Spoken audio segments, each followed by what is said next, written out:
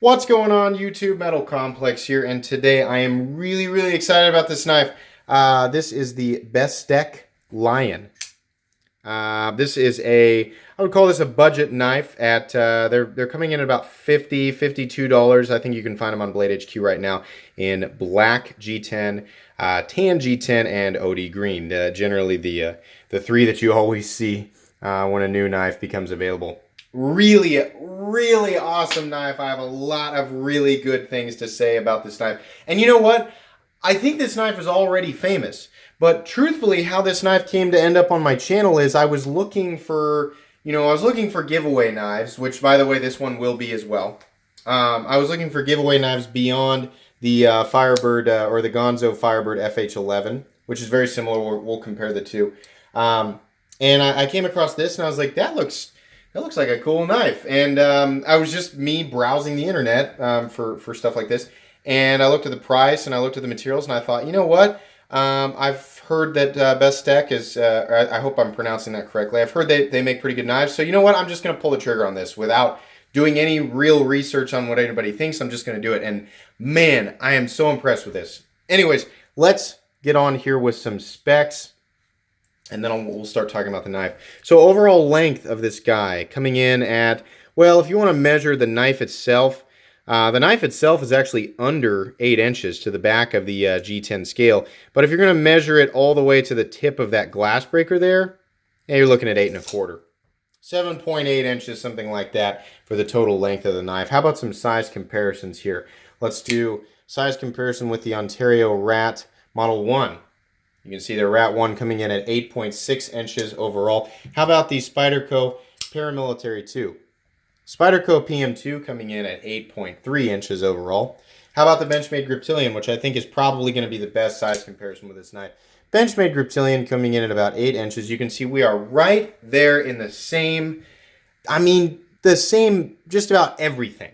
If you are a fan of the Benchmade Griptilian, then, you know, I really am speaking to you. This is an awesome knife. You know, if you love the Benchmade Griptilian, but you're just looking for a budget option for whatever reason, you know, maybe you've got a really nice Griptilian, you don't want to use that much, or maybe you love how the Griptilian looks, but you just can't spend the money on it. This is going to be an awesome knife. Last but not least, the Spyderco Delica coming in at about 7 inches overall. And actually, we might as well, let's do the Gonzo FH11 since I've got it here on the table. I think the FH11 comes in at 8 inches overall, so it's very similar. Anyways, let's weigh this knife. Grab the scale. Sorry, one sec here. Go ahead and put her down there. And zero it out if I can. Oops, I always hit unit. That's just not what I should be doing. Ounces. Come on now, let's zero out. There we go. Sorry about that. Jeez, I've been having more trouble figuring that out lately. 4.83 ounces. Let's try again. 4.8 ounces. So a little bit on the heavy side for a knife like this, but let's remember a universal standard set by probably Nut and Fancy way back in the day. 4 ounces for a knife. So we're 0.8 ounces shy of an ounce over that. You know, so ask yourself, is that really going to affect whether or not I carry this? For some, you will. For some it will. For some, it won't. Just ask yourself whether or not that's going to be the case. For me, I can absolutely justify carrying a knife of this size and weight. Let's do the paper cut test. As always, the paper cut test is not a definitive cutting test. It's basically just a test to show you how sharp it is out of the box versus a PM2, since the PM2 is generally the universal standard of sliciness. So let's go ahead and take a pass with the PM2 first. I like to do that just so I can compare and contrast. PM2, slicey as ever. Bestech Lion, also very slicey. Not as slicey as the PM2. We're probably looking at 75 to 80%. The feeling of sliciness as compared to the PM2, if that makes sense to you. But would I be happy with this knife cutting EDC items in an EDC scenario? Cardboard, rope, you know, I guess paper, opening letters, you know, things like that. Yeah, absolutely, 100%. It's good to go. No issues there whatsoever. Let me move that back up here and move this piece of paper out of the way. All right, so let's go over the knife itself and the materials used. Let me wipe that paper dust off the blade. We have a beautifully satin finished D2 drop point blade. You can see there you've got some nice, actually there are grind lines. I don't know if the camera's picking those up. Really, really nice blade. You've got a flat here that extends about 70% the length of the blade and a very nice wedge up top, making the blade, you know, a pokey blade, but not, you know, a crazy pokey blade. In fact, the blade is very similar to the Griptilian. You just have a larger flat on the Griptilian. It's also very similar in thickness, and you can see the tips there. The Bestech line has a thinner tip, but I would say still plenty durable of a tip, especially for a $50 knife. I think the blade shape is next to perfect for EDC scenarios. You have what looks like a what looks like a pivot that you can't undo unless you've got like a spanner tool, but actually on the other side you have a Torx head that's easily you know, you can easily adjust. So I'm not sure why they did that, but I don't know, you know, some people might like the way that it looks, some people might not. You've got a nice smooth contour G10 scale on this knife, slight contouring, some lines up here. I'm not sure what these lines are for, maybe just to make it, I don't know, maybe it's to make it look like a lion's mane. I'm not really sure. It looks nice. It doesn't really bother me. Two little Torx head body screws in the back. Unfortunately, there's those little tiny size Torx heads that are going to make everybody angry, but that's the way that it is. They're really just to hold in the backspacer, which is actually really nice, slightly raised above the scales. And then you've got a glass breaker that also houses the lanyard hole. I don't mind the glass breaker on this guy because it's housing the lanyard hole. It's not in the way. It's not super pointy. It's nicely chamfered and rounded off, so it's fine. But the backspacer looks great. I'm a big fan of that. A couple of screws over here. A nice, just generic pocket clip that holds the knife about like this in your pocket. So not a whole lot shows, but it's not a deep carry. You know, it's got the divot here. It's raised a little bit to where it might grab something and bend out, but you know, really just a nice basic pocket clip. I appreciate that. I'm a big fan of that. Of course, the Torx head adjustable rear side here, we've got a steel liner lock. So lockup is nice and solid. No play, up, down, left, or right. Absolutely solid. Really impressed with that on an inexpensive knife. You can see the lockup is hovering at about 50, maybe 45% there. Doesn't feel like it wants to slip or anything like that. Another thing that I really appreciate about this knife is the liners, the full steel liners extend all the way out to the edges of the knife. And they're also nice and flush with the G10 scales. There's no place on the knife where they're actually sticking over something like the Gerber flat iron. That really bothered me. Everything looks really nice in this knife, really even. Really, really like that. So big fan of that. They also have taken measures to reduce some of the weight of this knife. You can see right there. Yeah, we've got some internal milling there, which was obviously much needed on this knife, getting it down to 4.8 ounces. But the benefit of that is you get the feeling of heft and solidity with this knife, which I like. And I know there are other people out there who like that. Some of you guys like that cheap, hollow feeling that you get with the bug out. No, I'm not trying to make bug out fans upset. Some of you guys like that only weighs 1.9 ounces and it feels that way and you don't get the feeling of cheapness. I feel that. If you're like me and you don't like that hollowed out light feeling and you like some solidity in your knives, boy, this is a satisfying knife for the size.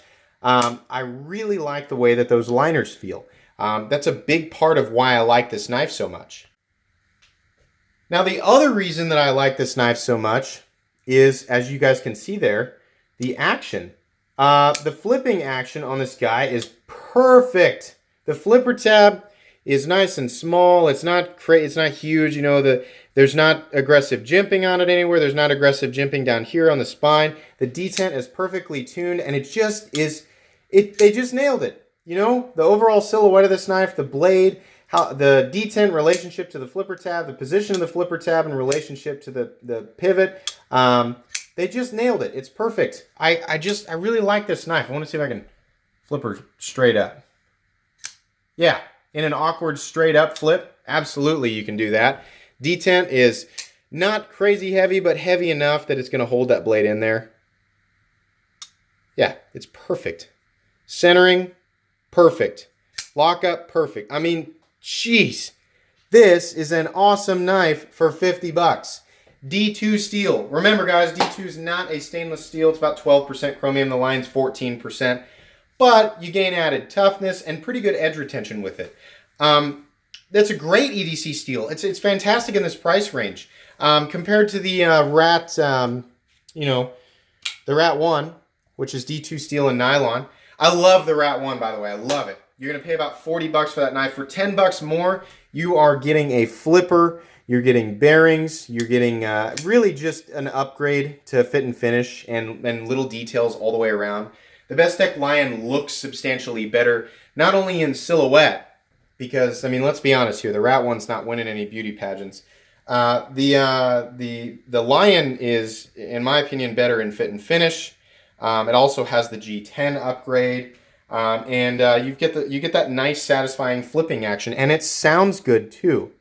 I know that the camera never picks things up exactly right, but that flipping action sounds good. I really like that. There's also jimping up top here. Sorry, I'm like spitting all over the place.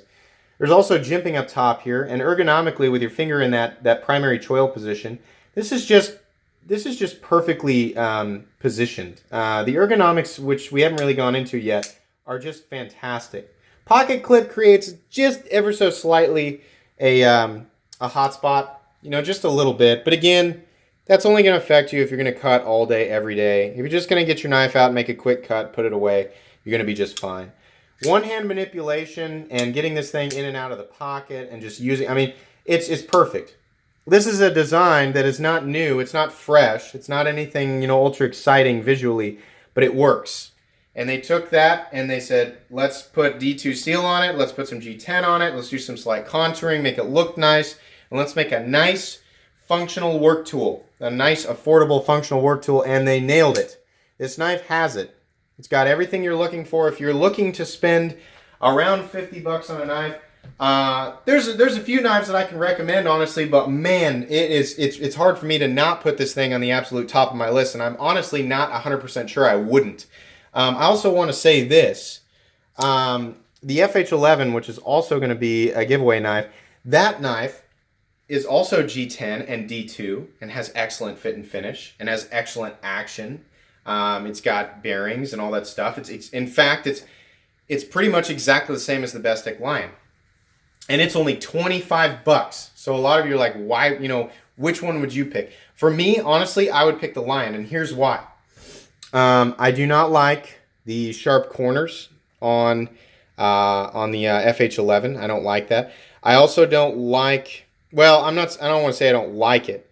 It doesn't give me the same satisfactory feeling of solidity. Come on now, let's focus. Can we focus? The satisfactory feeling of solidity when I'm flipping it, when I'm holding it, and when it comes back and retracts into the handle after the detent pulls it in. I don't have that same like workhorse feeling with this knife. I don't get the same feeling as the Lion. The Lion feels like a more substantial knife, and to me, that more substantial feeling is worth the extra 25 bucks. There are a lot of jobs that I would do with this knife, meaning heavy cutting, heavy continuous cutting, that I would not try to do with the FH11. I think the FH11 is a great knife and it comes in at an amazing price. But honestly, if it were me, I would pick the Lion. I get that feeling. I get that, yeah, I could carry this. It's dependable. Honestly, 100% honest. I'm going to do a giveaway on the Lion. I'm not going to go out and use it. Both of these knives are going to be giveaways along with the flat iron and honestly probably the Meadowlark, the one from Bird Knives.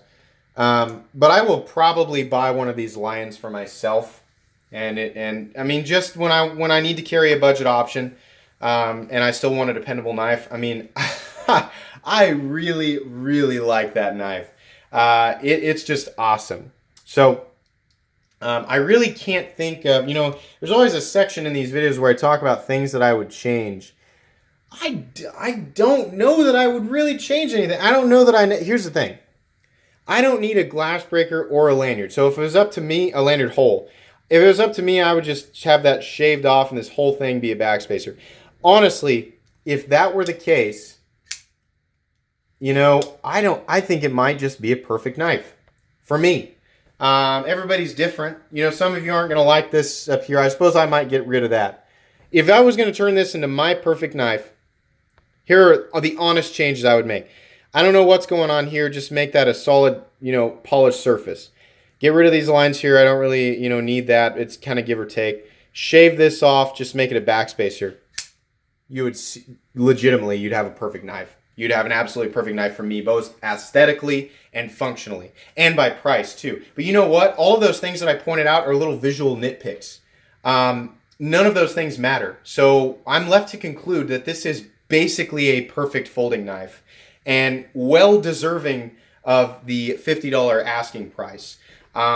If you are looking for a knife in this price range, definitely check this knife out. I could not recommend it enough. I'm very excited about it. It will absolutely go on my playlist of most recommended EDC knives of all time.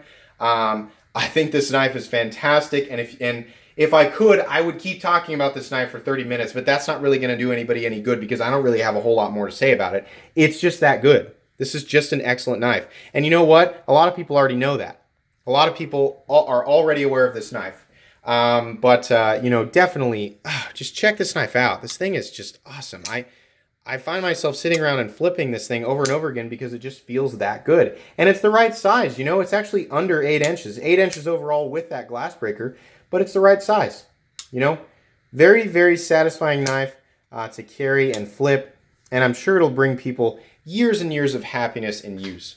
That is pretty much it for today, guys. If you enjoyed this video, please leave a like. If you'd like to check out my other content, I do, of course, have lots of videos of knives that are either expensive or inexpensive that I do or don't like, so check those out. And if you enjoy all my content, then please subscribe to my channel because there's definitely more coming. Thanks for watching and have a great day.